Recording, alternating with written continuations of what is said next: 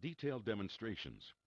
Remember that 4 key areas can be sharpened: the primary cutting edge and the secondary clearance angle of each flute, the primary cutting edge and the secondary clearance angle on the end. Before sharpening, insert into the air spindle the correct 5C collet for your end mill shank diameter. Place the end mill in the collet just before the beginning of the flutes and set the locking dog.